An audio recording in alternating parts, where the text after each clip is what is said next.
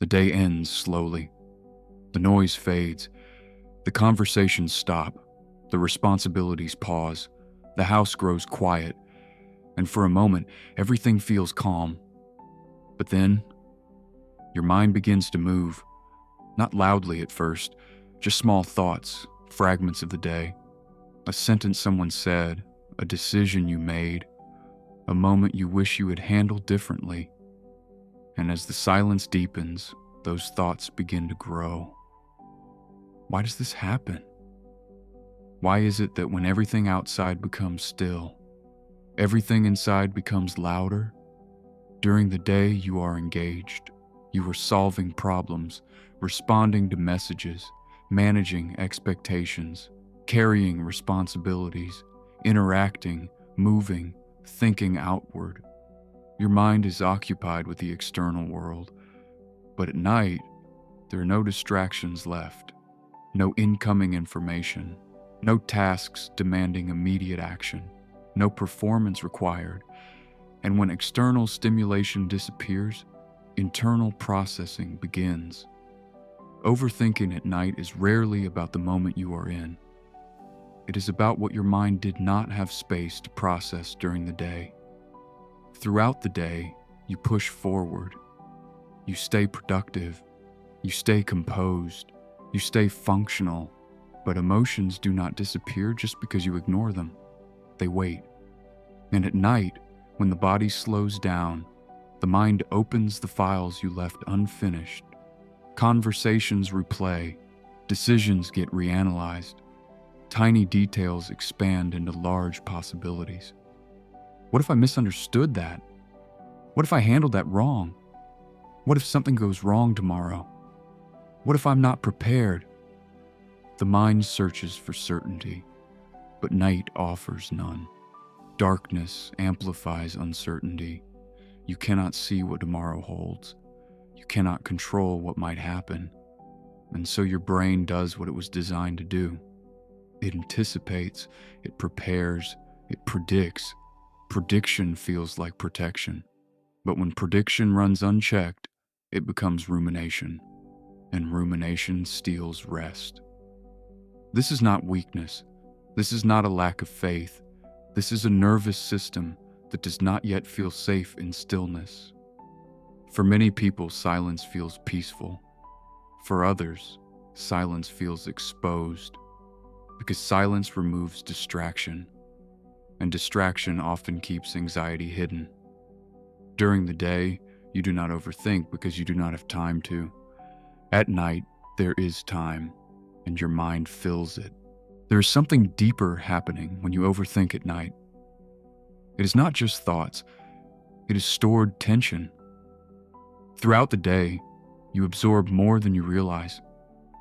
You absorb tone shifts, facial expressions, unspoken expectations, deadlines, subtle pressures, small disappointments.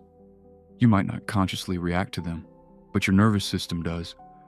Your body registers stress long before your mind names it. And when you keep moving, you do not feel it. But when you stop moving, you do.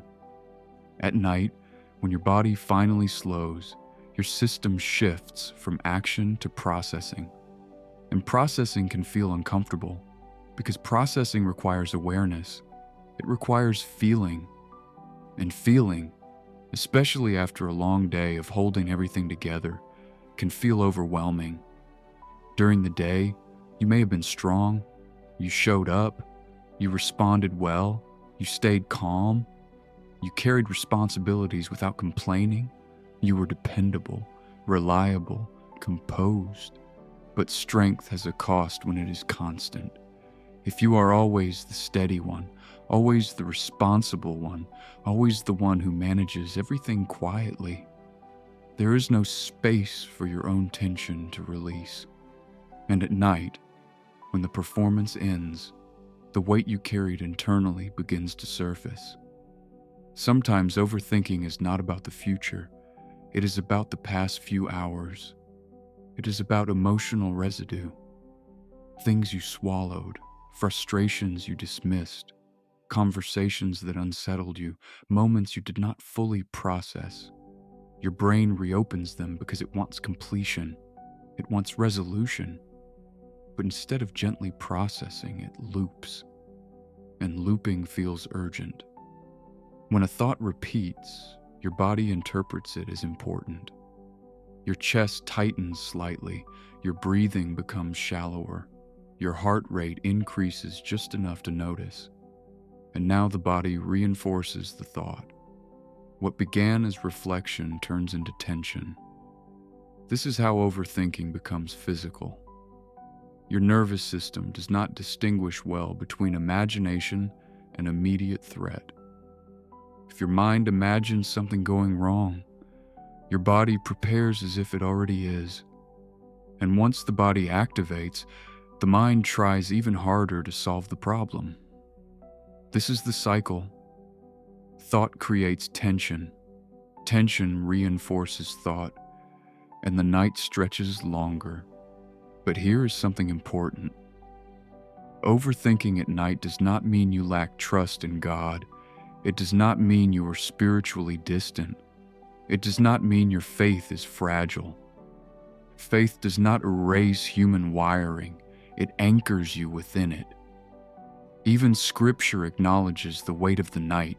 Many psalms were written in the dark hours, moments of questioning, moments of wrestling, moments of longing for reassurance. Night has always been symbolic of vulnerability. When the world quiets, you are left with yourself.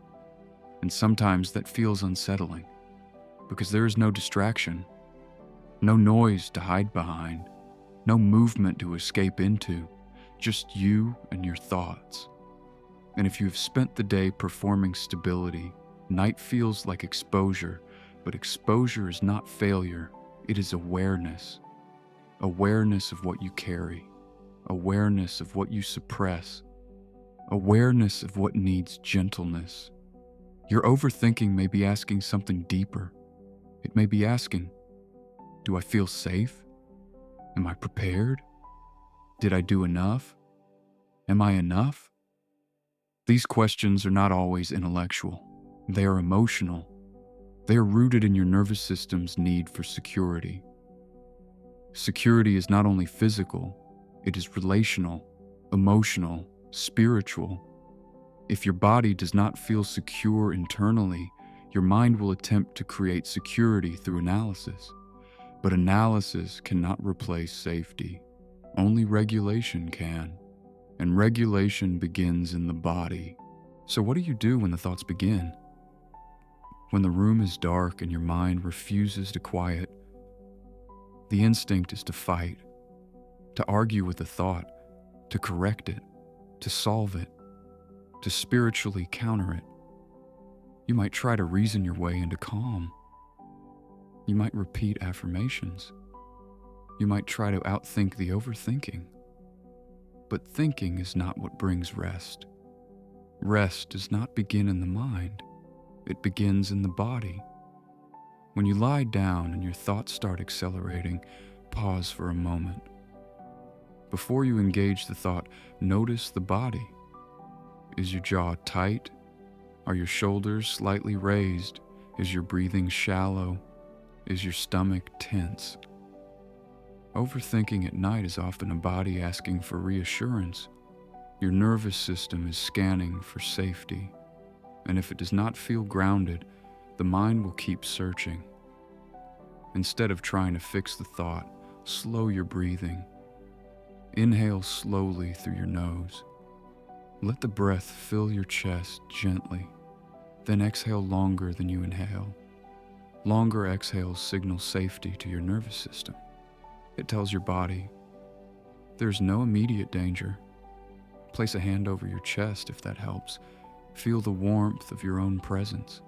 Feel the physical contact. Ground yourself in sensation, because sensation interrupts spirals. You do not need to solve tomorrow at midnight. You do not need to perfect conversations in your imagination. You do not need to prepare for every possible outcome before sleep.